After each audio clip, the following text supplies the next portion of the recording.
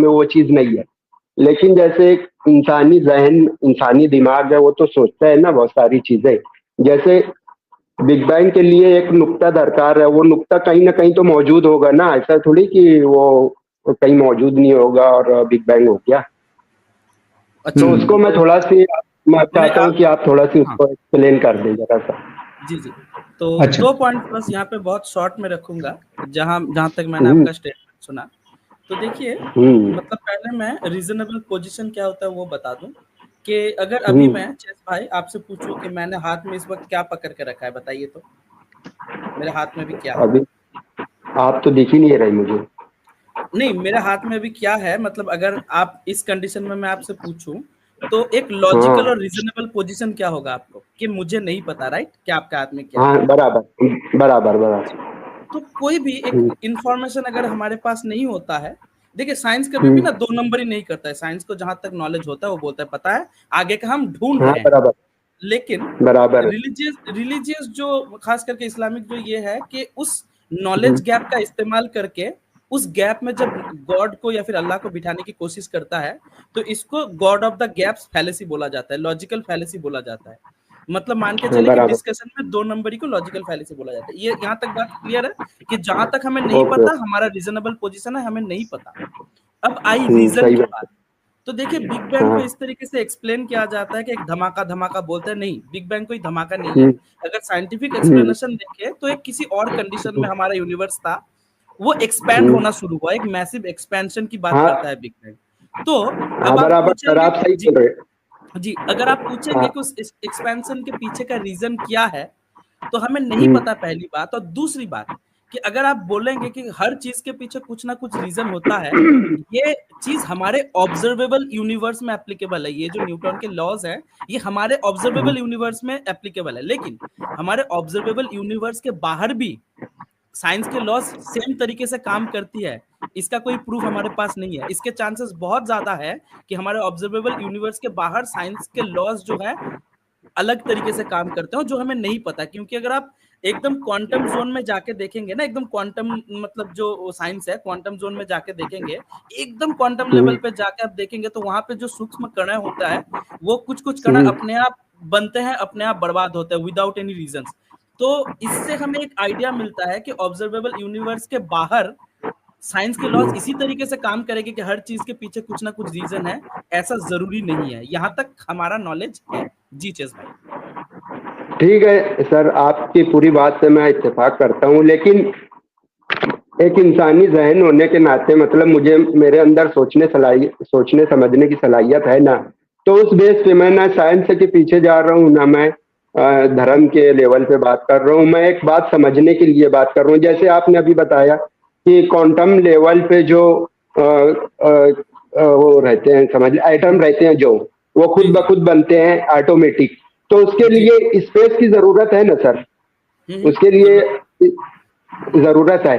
तो वो big bang का जो नुक्ता था, जो एक्सपेंशन की वजह से पूरी कायनात वजूद में आई, तो उस नुक्ते के लिए स्पेस का रहना जरूरी है कि नहीं है? मैं ये बात नहीं, पूछना चाहता ये हूँ एकदम मैंडेटरी पॉइंट। नहीं है, क्योंकि ये सेम बात मैंने पूछा था रिसेंटली। हमारे एक साइंटिस्ट भैया है, उनको मैं लाऊंगा अपने चैनल पे एक दिन, इसी सेम चीज पे मैं डिस्कशन शुरू करूंगा।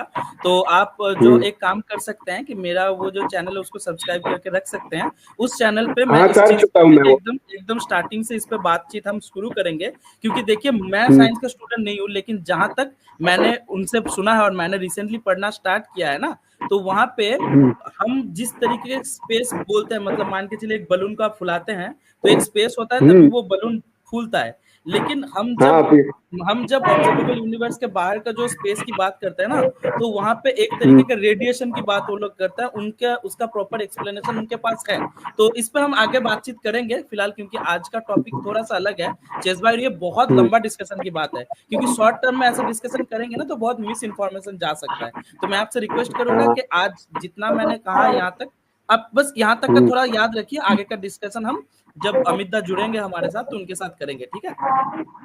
Okay, thank you. Okay okay, okay. Take care, take care. अच्छा आप अच्छा मैं एक सवाल वैसे इनसे पूछना चाहता हूँ, और उसके लिए कोई बहुत ज्यादा सुडो साइंस की जरूरत है नहीं। अच्छा मृत्यु भाई, चैज भाई से एक सवाल पूछना चाहता हूँ। चैज भाई, आप कह रहे हैं कि आप मुसलमान हैं, आप बिग बैंग में भी हम्म। मानते हैं, और जाहिर सी बात है कि आप अगर मुसलमान है तो आप इस बात को भी मानते होंगे कि अल्लाह ने ही बिग बैंग अगर हुआ है तो बिग बैंग अल्लाह ने ही किया और ये कायनात पूरी अल्लाह ने ही बनाई है। आप इस बात में मानते हैं सर? नहीं, अभी फिलहाल वो धर्म के जो लेवल पे बात है ना, मैं वो बात नहीं करना चाहता हूँ। मैं एक नहीं रैशनल मैं बस बात आपसे करना चाहता नहीं मैं सिर्फ आपसे बात करने की बात नहीं है मेरे भाई। मैं सिर्फ आपसे हूँ। आपका आपका ओपिनियन पूछ रहा हूँ, आपका अकीदा पूछ रहा हूँ, आपका माइंडसेट क्या कहता है वो पूछ रहा हूँ। भाई आप लोगों की स्ट्रीम सुन सुन के ना अब मैं अपनी बात नहीं बोल सकता। अब मैं सोच रहा हूँ कि शुरू से एक चीज पूरी फाइनल करके चली जाए कि क्या है। अभी तक तो मैं मानते आया हूँ सर कि अल्लाह ताला ही ने ये सब कुछ किया है, लेकिन आप लोगों की बात सुन के, अवैस इकबाल है उनकी बातें, हारिस सुल्तान है, इन लोग की डिबेट है जो कैसर राजा से है इवोल्यूशन पे, और बहुत सारी, मैं तकरीबन 1 महीने से आप सब लोगों को सुन रहा हूँ, लेकिन उसकी वजह से ना अब थोड़ा सी अपने आप को मॉडिफाई करने की कोशिश में, मैं ये नहीं चाहता कि भाई आखिरत में मेरा नुकसान ठीक हो है, जाए। हर मैं आदमी आपकी सोचता बात है। मैं आपकी बात समझ गया प्यारे भाई। मैं आपको एक छोटा सा आर्ग्यूमेंट रख दे रहा हूँ, ठीक है? आप उस पे भी उस नजरिए पे और थोड़ा सोचिएगा। जब आप आए थे तो आपने अगर के एक बात करी थी कि बिग बैंग से पहले क्या था ये साइंस को नहीं मालूम, साइंस हमें नहीं बताया। मैं इस बात से आपकी एग्री करता हूँ कि हाँ अभी साइंस बराबर। इस बारे में कुछ बात कहने से, कोई इन देने से अभी कतई है, ठीक है? वो कहता है कि हाँ। हम नहीं जानते कि भाई इससे पहले क्या था, उसकी इन्फॉर्मेशन अभी हमारे पास है नहीं। लेकिन सर अगर हम एक मजहबी अकीदे को देखें और आपके जैसे ख्यालात वाले इंसान से हम ये बात करें कि भाई बिग बैंग ठीक है हुआ था और अल्लाह ने बिग बैंग के जरिए कायनात को बनाया, क्योंकि बहुत सारे लोग तो सूरह अंबिया की आयत नंबर 30 में भी बिग बैंग ढूंढने लगते हैं और कहते हैं देखो ये बिग बैंग का जिक्र। तो मैं सिर्फ ये सवाल पूछना चाहता हूं आपके जरिए, आपसे बातचीत के जरिए लोगों से, कि अगर आप ये सवाल पूछ सकते हैं कि बिग बैंग से क्या था, पहले क्या था, वो आपको नहीं पता क्या, तो आप कैसे बिग बैंग का दावा करते हैं? तो उनसे मेरा ये सवाल है कि जिस वक्त बिग बैंग हुआ था आपका अल्लाह उस वक्त कहाँ कहाँ मौजूद था और क्या कर रहा था? क्या इसका जवाब किसी मुसलमान के पास है? इसका जवाब तो मैं ये दे सकता हूँ कि जैसे बिग बैंग का वो नुक्ता आगाज जो था, उसके लिए किसी न किसी स्पेस की जरूरत थी, तो मतलब स्पेस था। अभी जैसे ये पूरी कायनात है ना फैल रही है, तो कोई भी चीज के फैलने के लिए स्पेस की जरूरत है। जैसे मैं एक कमरे में बैठा हूँ और यहाँ पर कांच के कुछ गोली या वो छर्रे जो आते हैं लोखंड के, उसको फैलाना चाहूँ तो वो कमरे में फैलेंगे, लेकिन कमरे के बाहर नहीं जाएंगे। क्यों? क्योंकि उनको स्पेस नहीं मिलेगी। लेकिन ये पूरी कायनात जो फैल रही है, तो उसके लिए स्पेस की जरूरत है। मतलब कायनात फैल रही है तो स्पेस है तभी फैल रही है ना। नहीं वरना एक जाली वो आपकी बात ठीक है, वो आपकी बात ठीक है, वो मैं समझ गया, मेरे सवाल से हट गए थोड़ा सा। मैं यही तो पूछ रहा हूँ कि उस वक्त जब ये बिग बैंग हुआ था तो उस वक्त आपके अल्लाह मियाँ जो है वो कहाँ मौजूद थे? वो उसी स्पेस में होंगे ना जिस स्पेस में वो नुक्ता था। ठीक है, और आपको आपके अल्लाह मियाँ ने कुरान की कौन सी आयत में ये बात बताई है कि मैं स्पेस में था जब जब मैंने बिग बैंग किया? नहीं, ये बात तो बताई नहीं गई है कहीं पर। कहीं पर ये बात बस नहीं बताई गई। बात ये है भाई, तो बात ये है भाई कि बिग बैंग हुआ है स्पेस में, खला में बिग बैंग हुआ है, तो उसी स्पेस में जो है अल्लाह भी हो सकता है। ये सिर्फ आपकी सोच है, अल्लाह ने ऐसा नहीं कहा कहीं भी, ये आप खुद से नहीं अज्यूम कर रहे हैं। नहीं, सुनो ना, किसी भी मोशन के लिए एक एनर्जी की जरूरत रहती है, एक फोर्स की जरूरत रहती है ना। ये दो कानून तो है साइंस में कि कोई भी चीज को हरकत देने के लिए उसके ऊपर फोर्स लेकिन मेरे भाई डालेंगे एनर्जी को लेकिन मेरे भाई एनर्जी को क्रिएट नहीं किया जा सकता है ना, एनर्जी को डिवाइड किया जा सकता है। एनर्जी को जो है ना वो मॉडिफाई किया जा सकता है, फॉर्म चेंज किया जा सकता है, बट उसको क्रिएट या डिस्ट्रॉय नहीं किया जा सकता। साइंस ये भी तो कहता है। पर इसका जवाब मैंने ऑलरेडी इनको दिया है सिद्धार्थ भाई कि ये हमारे ऑब्जर्वेबल यूनिवर्स में, हमारे यूनिवर्स में ये एप्लीकेबल होता है न्यूटन के लॉज, लेकिन हमारे ऑब्जर्वेबल यूनिवर्स के बाहर भी सेम लॉज काम करते हैं, ऐसा कोई सबूत नहीं है सिद्धार्थ भाई, क्योंकि हमें नहीं पता उस यूनिवर्स में एग्जैक्टली। रेडिएशन किस तरीके से काम करता है। समझ रहे हैं? ये भी एक रीजन एग्जैक्टली है। नहीं और जिसको हम आप सोचते हैं ना कि जहाँ पे हम सोचते हैं, मेरे जहाँ तक अंडरस्टैंडिंग, क्योंकि मैं हाल फिलहाल में ही ये पढ़ना स्टार्ट किया हूँ कि वो कौन सा स्पेस था जहाँ पे हमारा यूनिवर्स एक्सपेंड कर रहा था। मुझे जहाँ तक अभी तक मैंने जहाँ तक पढ़ा है, तो हम जैसे सोचते हैं कि एक अलग से जगह में वो फैल रहा है, लेकिन वो जगह क्रिएट होते हुए जा रहा है। जहां तक मैंने मतलब बहुत इजी वे में अगर समझाऊं तो रेडिएशंस अलग अलग तरीके से रेडिएशंस वहां पे काम करते हैं, और वो जगह क्रिएट होते हुए जा रहा है। जहां तक मुझे समझ में आया, बहुत इजी लैंग्वेज में अगर बताऊं मैं आपको, तो वो किस पोजीशन में है, किस स्टैंड में है, हमें क्यों नहीं पता इस वक्त, क्योंकि जब तक हम किसी चीज को ऑब्जर्व नहीं करेंगे हमें पता नहीं है वो कौन से कंडीशन में है। हालांकि बहुत सारे साइंटिफिक ऐसे एक्सप्लेनेशंस हैं, लेकिन मुझे अभी तक एटलीस्ट नहीं पता। लेकिन इसके एक्सप्लेनेशंस भी आपको मिल जाएंगे, आप अगर थोड़ा सा स्टडी करेंगे ना कि बिग बैंग में अगर यूनिवर्स हमारा एक्सपैंड हो रहा है तो वो कहाँ पे हो रहा है, किस जगह पे हो रहा है, तो इसके एक्सप्लेनेशंस आपको, इसके कुछ पेपर्स आपको मिल जाएंगे, रिसर्च पेपर्स। अब थोड़ा सा स्टडी कीजिए, इस पर मिलेगा आपको definitely answers. Okay, thank you. जी okay sir, thank you so much, शुक्रिया आरिफ। जी, तो नेक्स्ट कॉलर को ऐड करते हैं, और मैं जो है तब तक एक और मजेदार चीज लेकर के आता हूँ, जी जी, वो मैं जिसको जरूर। मैंने नहीं देखिए, ये जो है ये सही मुस्लिम की 2814 है, प्लेन विदाउट शुगर कोटिंग।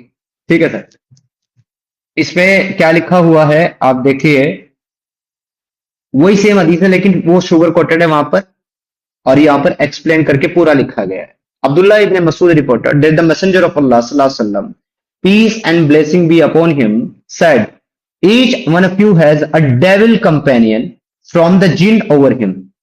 तुम में से हर एक के साथ एक शैतान लगा हुआ है। दे सेड, उन्होंने कहा, even you O messenger of Allah, आपके साथ भी। The prophet said, even me, मैं भी। Yet Allah help me against him, हालांकि अल्लाह ने मेरी उसके खिलाफ मदद की। अंटिल ही एम्बैरेस इस्लाम, और उसने इस्लाम ला लिया, वो मुसलमान हो गया। He does not order me to do anything but good, और अब वो मुझे कुछ भी करने का हुक्म नहीं देता, सिर्फ अच्छी बातों के, यानी कि सिर्फ अच्छी बातों का हुक्म मुझे वो करता है। तो यहाँ पे मुस्लिम का वर्ड भी बाकायदा लिखा हुआ है कि भाई वो मुसलमान हो गया है और मुझे अच्छी बातों का हुक्म करता है, जबकि कुरान खुद ये बात कह चुका है कि शैतान तुम्हारा खुला दुश्मन है, वो सिर्फ तुम्हें भाई की तरफ लेकर के जाएगा ताकि तुम्हें जहन्नम में दाखिल करवा दे।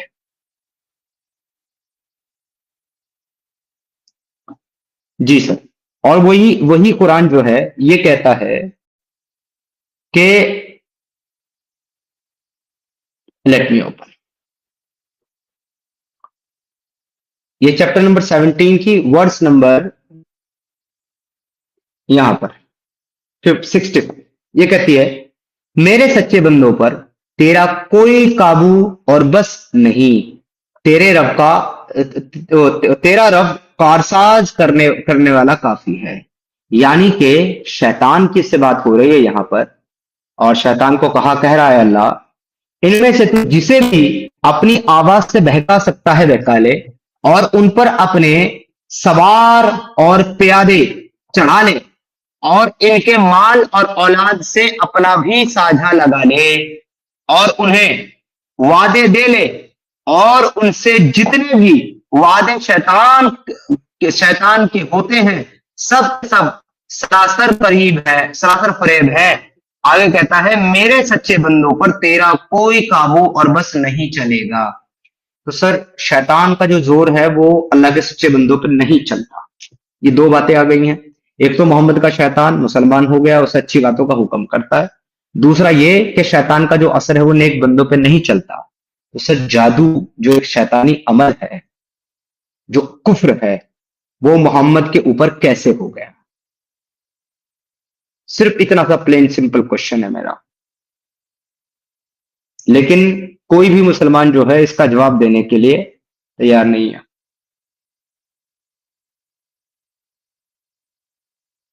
कोई भी नहीं है,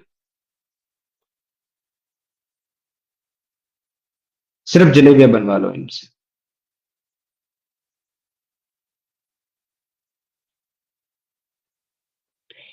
अच्छा, लॉजिक वाला भाई बैक स्टेज में बैठे हैं। लॉजिक वाला भाई, आज की स्ट्रीम जो है वो ओनली मुस्लिम है तो आप प्लीज लीव कर दीजिए, नॉन मुस्लिम स्ट्रीम में जुड़िएगा। आपका सवाल है प्राइवेट चैट में कितने पैगंबर हो चुके हैं अब तक। तो इस सवाल का बहुत सिंपल सा जवाब है कि दावा यह है कि 1,24,000 पैगंबर अल्लाह ने दुनिया में भेजे हैं। जी सर। यूजर मैं तेरे को ब्लॉक कर दूंगा अगर तू किसी बात किए बगैर भागेगा, ठीक है। ब्लॉक पे हाथ रख दिया मैंने। क्यों तमाशा बनाता है भाई तू, आता है जाता है आता है जाता है, आकर के एक बार बैठ के बात कर लिया कर। ये ले बैन हो गया, अब नहीं आ पाएगा। चल तमाशा करता है इधर आकर के। जी दोस्तों, तो कोई मर्द मुजाहिद, कोई मोमिन मुसलमान है जो आज के मेरे टॉपिक पे मुझे गलत साबित कर सके? एनीवन, कोई भी एक अगर है तो फिर लिंक जो है वो आप लोगों को मैंने कमेंट सेक्शन में देकर के पिन कर दिया है, आप कोशिश कर सकते हैं। मैं आपको बराबर मौका देता हूं साबित करने का मुझे गलत, और इस्लाम को और नबी को सही।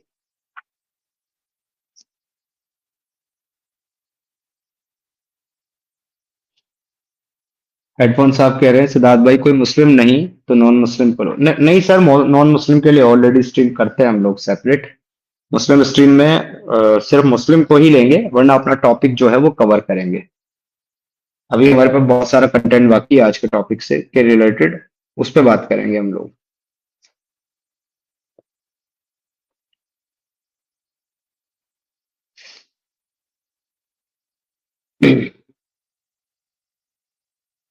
जी अच्छा, यही चीज सिमिलर सी जो है ना, जो मैंने अभी दिखाई है कुरान की आयत, अब इसी आयत का कॉन्ट्रोडिक्शन आपको कुरान में ही मिल जाएगा, जहां पर अल्लाह ने जब आदम को पैदा किया है तो पैदा करने के बाद आदम को जन्नत में भेज दिया अल्लाह ने, और उसको कहा कि यहां मजे से रहो, खाओ पियो, और उसकी बाईं पसली से हवा को पैदा करके उसके साथ छोड़ दिया, और शैतान को निकाल दिया यह कह करके कि तू, तेरे गले में लानत का टोक डाल दिया और तू बहिश्त से उतर जा, और तू हमारे नेक बंदों को बहका नहीं पाएगा। यही बात कह करके निकाल दिया। अब उसके बाद जन्नत से निकालने के बाद भी शैतान जो है वो जन्नत के अंदर दाखिल हो गया, और इनकी तफसीरों में लिखा हुआ है कि एक बहुत बड़ा सांप था, ये शैतान जो है उस सांप के मुंह में बैठ गया, और वो सांप रेंगता रेंगता जन्नत में चला गया। और जैसे ही जन्नत में अंदर दाखिल हुआ तो वो शैतान जो है वो सांप के मुंह से निकल करके बाहर आ गया। अगर वो डायरेक्ट जाता तो ये कहते हैं कि वो नहीं जा पाता, इसलिए सांप के मुंह के अंदर बैठ के गया। तो भाई क्या अल्लाह इतना मजबूर और इतना कमजोर है कि शैतान सांप के मुंह के अंदर बैठ करके अंदर चला गया और अल्लाह को पता ही नहीं चला? अल्लाह सो रहा था उस वक्त, अल्लाह क्या कर रहा था जब शैतान अंदर दाखिल हुआ? क्या अल्लाह जानता नहीं था कि ये दाखिल हो रहा है? जाहिर सी बात है, अगर आप ये कहते हो कि अल्लाह सब कुछ जानता है, सब कुछ देखता है, सब कुछ सुनता है, तो डेफिनेटली वो शैतान की बातें भी सुन रहा होगा, सांप की बातें भी सुन रहा होगा। और जब वो सांप के मुंह में बैठ के अंदर दाखिल हो रहा था तो अल्लाह को ये बात भी पता होगी कि वो दाखिल हो रहा है बहकाने के लिए, और जाकर के बहका देगा। लेकिन अल्लाह ने शैतान को चैलेंज दिया कि तू मेरे नेक बंदों को बहका नहीं पाएगा। उसके बाद भी जाकर के उसने, शैतान ने आदम को बहका दिया, तो अल्लाह का चैलेंज तो वहीं खत्म हो गया। अब तो अल्लाह का चैलेंज बचाना है अगर, तो ये मानना पड़ेगा कि आदम नेक बंदा नहीं था, आदम शैतान बंदा था। आदम जो है वो गलत आदमी था, वो अल्लाह का नेक बंदा नहीं था, वो गुनाहगार था, तभी तो उसको शैतान ने बहका लिया। और शैतान का पैरोकार था, क्योंकि शैतान उन्हीं को बहकाता। कुरान की दूसरी आयत में आता है कि शैतान उन्हीं को गुमराह कर सकता है जो शैतान की पैरोकारी करते हैं, जो शैतान को फॉलो करते हैं। तो इसका मतलब आदम जो है वो अल्लाह का बंदा नहीं था, वो फॉलोवर ऑफ शैतान था, इब्लीस। वैसे ये दो बातें सीमी है, एक ही है, क्योंकि अल्लाह ही तो शैतान है। अगर आदम अल्लाह का बंदा हो तो तब भी शैतान का ही बंदा है, क्योंकि अल्लाह खुद ही शैतान है, उसके अंदर सारे नहीं है। वो खुद ही कहता है कि शैतान तुम्हारा खुला दुश्मन हो, तुमको गुमराह करेगा। फिर खुद ही कहता है कि मैं लोगों को गुमराह करता हूं। खुद ही कहता है कि शैतान तुम्हें कभी भलाई का हुक्म नहीं देगा। और फिर मोहम्मद कह रहा है कि मेरा शैतान तो मुसलमान हो गया, वो तो मुझे भलाई का हुक्म करता है। तो मतलब जगह जगह कॉन्ट्रडिक्शन कॉन्ट्रडिक्शन कॉन्ट्रडिक्शन। एक झूठ बोलो, उसको सही साबित करने के लिए फिर दूसरा झूठ बोलो, फिर उसको ठीक करने के लिए 4 झूठ और बोलो, ये 6 हो गए झूठ, तब भी झूठे रहा, सच साबित नहीं हुआ, फिर 40 और बोलो, ये 46 हो गए, फिर उन 40 को ठीक करने के लिए 99 और बोलो, और बोलते रहो और बोलते रहो, और जितना झूठ बोलो उतना ही फंस जाओ, उतना ही गलत साबित हो जाओ, उतने झूठे साबित हो जाओ। बात को बार बार अपनी कॉन्ट्रडिक्ट करो और कॉन्ट्रडिक्शन का ढेर लगा दो, और इस कॉन्ट्रडिक्शन के ढेर के ऊपर बैठ करके ये दावा करो कि अगर ये अल्लाह का सिवा किसी और का कलाम होता तो इसमें कॉन्ट्रडिक्शन पाते। क्या है भाई ये? आप खुद ही अपनी किताब के अंदर बार बार कॉन्ट्रडिक्शन लेकर के आते हो, कॉन्ट्रडिक्शन करते हो अपनी ही बातों से, और फिर दूसरों को ये चैलेंज भी भेजते हो कि अल्लाह के कलाम में अल्लाह की किताब में कोई कॉन्ट्रडिक्शन नहीं है, जबकि कॉन्ट्रडिक्शन हमें सामने से नजर आ रहा है। और हमें साथ ये भी नजर आ रहा है कि मोहम्मद का शैतान मुसलमान तो नहीं हुआ जैसा कि उसका दावा है मोहम्मद का, बल्कि वो अभी भी वो शैतान जो है अभी भी मोहम्मद की जबान के ऊपर गलत आयतें भेजता है, और मोहम्मद को पता भी नहीं चलता कि ये आयत जो है वो शैतान ने दी है कि वो उसने दी है जिब्रील ने। मोहम्मद को पता ही नहीं चलता। ये कैसा नबी है यार जिसको फर्क नहीं पता है जिब्रील में और शैतान में। और ये तो वो वाकया है कि जहां पर लोगों ने इसको कोट करके इसके ऊपर बात करना शुरू किया, इसके ऊपर मुद्दा बनाया, तो तब जाकर के 12 साल के बाद और 80 सूरा नाजिल होने के बाद अल्लाह ने उसको चेंज कर दिया, ये कह करके कि भाई ये तो शैतान का कलाम था, हमने हटा दिया इसको। और पता नहीं कितनी सारी आयतें होंगी जिनको लोगों ने कोट नहीं किया, जिस पर लोगों ने ध्यान नहीं दिया उस टाइम, जिस टाइम ये चीजें हो रही थी। और पता नहीं उनकी कोई गारंटी नहीं कि वो जिब्रील ने दी है कि नहीं दी, अल्लाह की तरफ से ला करके, या शैतान ने दे दी अपनी तरफ से मोहम्मद, क्योंकि मोहम्मद को तो पता ही नहीं है, फर्क ही नहीं पता उसको शैतान और फरिश्ते के बीच में क्या होता है। वो शैतान को फरिश्ता समझ लेता है, फरिश्ते को शैतान समझ लेता है। और फिर आगे ऐसे ही बोंग गया कि जिस गली से उमर गुजरते थे शैतान उस गली से भाग जाता था, उमर से इतना डरता था शैतान। ये कौन सा शैतान है भाई जो उमर से डरता है? और उमर उसको पहचानता कैसे है जब नबी उस शैतान को नहीं पहचान सकता? का मतलब उमर तो जो है वो नबी से भी ज्यादा इल्म गैब रखता है, उसको नबी से ज्यादा इल्म, नबी से ज्यादा पता है कि शैतान कौन होता है, फरिश्ता कौन होता है, तभी तो वो भाग जाता है। देख लेता होगा उमर शैतान को, अगर नहीं देखता था तो फिर भागता क्यों था? आज की डेट में आप समझोगे आप गायब हो गए, आप किसी को नजर नहीं आ रहे, और आप एक कमरे में बैठे हुए हैं और उस कमरे के अंदर जो है कोई दाखिल हुआ, आप उठ के भागेंगे? आप नहीं भागेंगे, क्योंकि आपको पता है कि आप दिख ही नहीं रहे किसी को। आप तभी छिपेंगे और तभी भागेंगे जब आपको ये पता होगा कि भाई वो आदमी आपको देख सकता है, क्योंकि आप गायब नहीं है। अब शैतान तो गायब है, वो जाहिर थोड़ा ना होता, दिखता थोड़े ना, लेकिन फिर भी वो उमर को देख करके भाग जाता है, और मोहम्मद को पता ही नहीं चलता कौन शैतान कौन फरिश्ता। ये क्या है भाई? कितना कॉन्ट्रोडिक्शन, कितनी कितनी अलग अलग रंग की बातें ये एक ही दीन, एक ही कुरान और उसका एक ही नबी हमेशा करता रहता है, कभी कुछ तो कभी कुछ। चले कुछ सुपर चैट हैं वो ले लेते हैं। इच्छावर्त भाई आप हैं?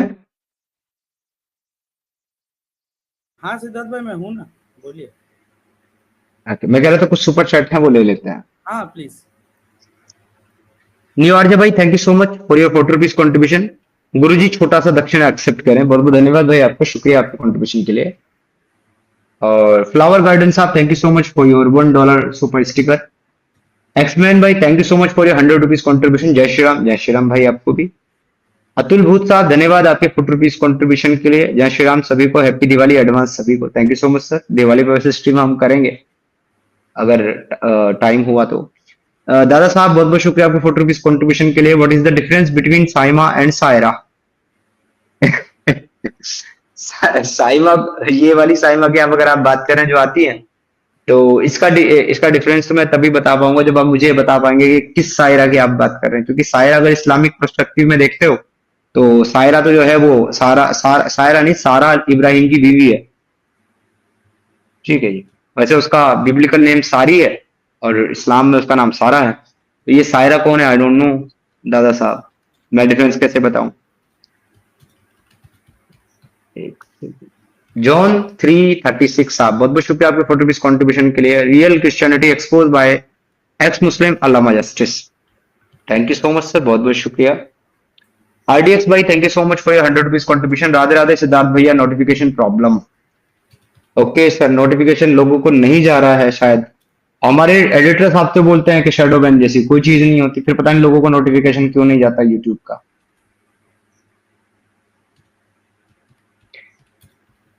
परिहर विजय पथ साहब बहुत बहुत शुक्रिया फॉर 100 रुपीज कॉन्ट्रीब्यूशन के लिए। अब्बासियों की लूटमार नीति को मजहब मान लिया, उस जमाने में आपसी लड़ाइयों को मजहब का अकीदा मान लिया। शायद रेगिस्तानी इलाकों में रिसोर्सेज की बड़ी कमी थी, तो डेफिनेटली रिसोर्सेज की कमी थी, पानी नहीं था वहां पर, सबसे मेन चीज। क्योंकि उस वक्त लोगों को पेट्रोल के बारे में थोड़ा ना पता था, नेचुरल गैसेस के बारे में थोड़ा ना पता था।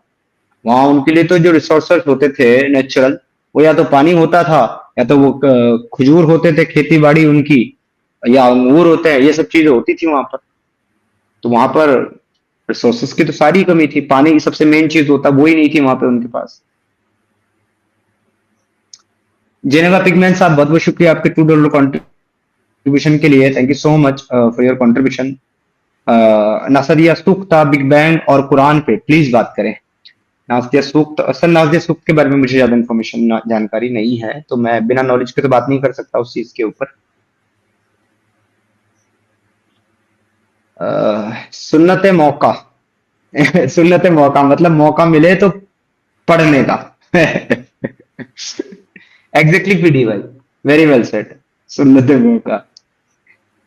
तो भाई दूसरी आईडी से आया, मैं इसे भी ब्लॉक कर दूं अगर तुझे बात नहीं करनी तो। हाँ भाग गया, ये भी ले, ये भी ब्लॉक। और ला कितनी लाएगा बना करके। वही था, वो क्वेश्चन जो है ना, क्वेश्चन वो कभी मुस्लिम के नाम से आता है, कभी क्वेश्चन के नाम से आता है, ये वही नमूना है। अभी तो भिखारी अल्लाह के नाम से जुड़ा था वही बंदा, अजय भाई अजीब बंदा। हाँ हाँ हाँ, जी जी जी, वही वही, तो भिखारी अल्लाह का भिखारी उम्मत। के ऊपर नहीं चलता ब्लास्फेमी, साला मुसलमानों के ब्लास्फेमी करता है, छी। दावत मुर्तज़ा साहब हमारे साथ जुड़े। दावत मुर्तज़ा साहब इस्तकबाल आपका, जय हिंद वंदे मातरम, कैसे हैं सर? जय हिंद वंदे मातरम समीर भाई, शुक्रिया। वालेकुम अस्सलाम शमर्ती भाई, और सभी सुनने वालों को भाई। अच्छा, मैं ये कह रहा था, ये समीर भाई, अभी आप जो बयान कर रहे थे ये उमर का मसला, ये जैसे ये शैतान है। देखो, शैतान अल्लाह से नहीं डरता, वो अल्लाह को चैलेंज कर देता है कि मैं तेरे बंदों को बहकाता रहूंगा। जी शैतान आदम को गुमराह कर देता है, शैतान नबी को भी भटका देता है। लेकिन ये उमर का क्या मसला है समीर भाई कि उमर को देखते ही शैतान भाग जाता है? तो इसके पीछे का रीजन क्या है समीर भाई? बोंगी सर, बोंगी और क्या। नहीं, बोंगी नहीं उमर समीर जो भाई। है, उमर जो है वो इसके बड़ा पीछे का ये इसके पीछे का रीजन है समीर भाई कि उमर ताकतवर बंदा था और उससे रसूल की फटती थी। जो भी बातें उठा लो देख एग्जैक्टली, लो। मैं अगला सेंटेंस अपना वही कहने वाला था। एक सेकंड, मेरी आवाज आ रही?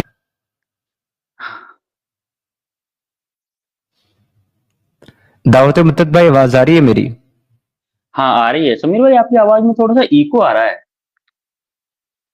जो भी आप माइक यूज कर रहे हैं वो एक इको दे रहा है वॉइस। एक्चुअली ये स्टार्टिंग से ही है और कल भी था एक्चुअली, लेकिन मैंने कहा नहीं, मुझे लगा कि अभी खाली रूम में थे इसीलिए, क्योंकि वॉइस थोड़ा सा ना सिद्धार्थ भाई, मतलब इतना ज्यादा चुभ रहा है कान पे आपका, वो जो बेस है वॉइस से कहीं ना कहीं गायब है सिद्धार्थ भाई, स्टार्टिंग से, कल से ही। और या फिर आपका जो रूम है ना, जो भी रूम है उसमें इको बन रहा है, जो चीज, तो कुछ न कुछ मसला है यार। मुझे लगता है कि सिद्धार्थ भाई अपना ओरिजिनल वाला माइक यूज नहीं कर रहे हैं 2 दिन से। अच्छा, ऐसा है तो ये हो सकता है। हाँ, क्योंकि उनके वाले माइक में ना बेस आता है बहुत अच्छा। तो इससे मृत्यु भाई, जी जी दादा मुर्तज़ा भाई। हाँ, तो मसला ये है कि उमर उमर ताकतवर बंदा था, उमर से रसूल की हमेशा पड़ती थी, और उमर की ताकत को रसूल यूज करना चाहते थे, तो उसको उसके आगे कुछ बोलते नहीं थे, उसको इतना ताकतवर बना दिया कि वो शैतान भी उससे डरता है। अब देखो, उमर जहाँ रसूल की बीवियों को छेड़ देता है तो रसूल कुछ नहीं कह पाते, उल्टा बीवियों पर पर्दे लाद देते। जी, तो तो उसको ये ग्लोरीफाई करा गया है। उसका रीजन ये है कि वो बहुत ताकतवर था, वो चाह अब रसूल का अच्छा उमर का देखो, जब जब लास्ट वक्त आता है रसूल अल्लाह का, वो किताब का कॉपी मांगते हैं लिखने के लिए, कॉपी पेंसिल, तो उमर नहीं देता। जी जी जी। तो अब जो जो रसूल से ताकतवर है, मत समझो कि वो सबसे ताकतवर है, यही उमर का मैटर है। जी। और ये हमेशा से ही है, ये चीज देखिए दाऊद मुर्तद भाई, जो बड़े लेवल के पॉलिटिक्स करने वाले लोग हैं, बड़े लेवल के राजा महाराजा हैं, वो हमेशा देखना कि अपने से ज्यादा ताकतवर लोगों को इस्तेमाल करके अपना पॉलिटिक्स, अपना राजपाट चलाते हैं। हमेशा से देखिएगा, हर जगह ये एप्लीकेबल है। तो यहाँ पे भी सेम चीज हमें देखने को मिलता है कि बहुत खतरनाक सा एक पॉलिटिशियन था वो, जिस तरीके से लोगों के दिमाग वॉश करता था, जिस तरीके से लोगों को लालच दे के डकैत लोगों को अपने टीम में लाता था वो। तो उस हिसाब से तो मतलब जो पॉलिटिशियन या फिर वो जो है उनके जैसा ही इनका काम है, राइट दाऊद मुर्तद भाई? बिल्कुल बिल्कुल। जी, सिद्धार्थ भाई के साथ नेट ड्रॉप हुआ है आज। फाइनली सिद्धार्थ भाई का एयरटेल जवाब दे चुका है, या फिर पावर कट हुआ होगा। सिद्धार्थ भाई जुड़ जाएंगे हमारे साथ अभी, और ठीक है, वेट कर लेते हैं सिद्धार्थ भाई के लिए कुछ देर।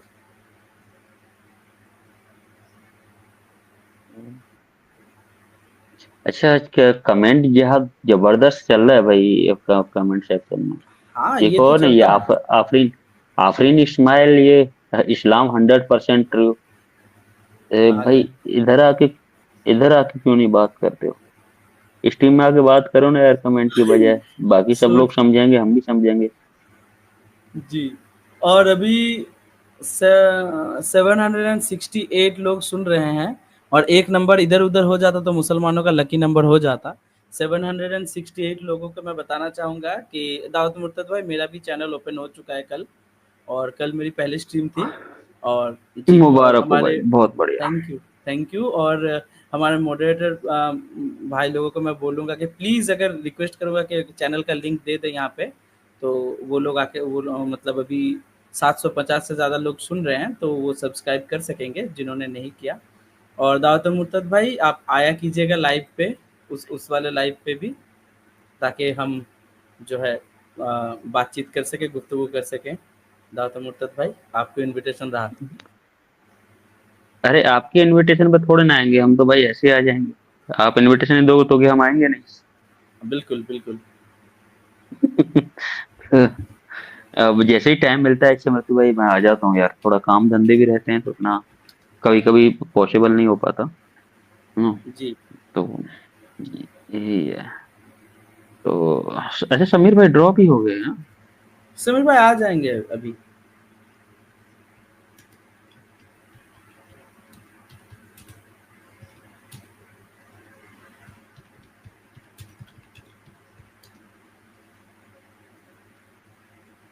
शायद जुड़ गए, एक सेकंड। फोटो सिद्धार्थ भाई डीपी बदल लीजिएगा। हाँ, सिद्धार्थ भाई इज हियर। हमारे कोई मोड से भी शायद अभी एक्टिव नहीं है, तो मैं एक बार लिंक दे देता हूँ मैं उस चैनल का, जहाँ जहाँ से आप लोग जो है जुड़ सकते हो। सिद्धार्थ भाई एक सेकंड में बस लिंक दे दूँ, क्योंकि अभी 700 से ज़्यादा लोग सुन रहे हैं। तो एक सेकंड, चैनल का लिंक।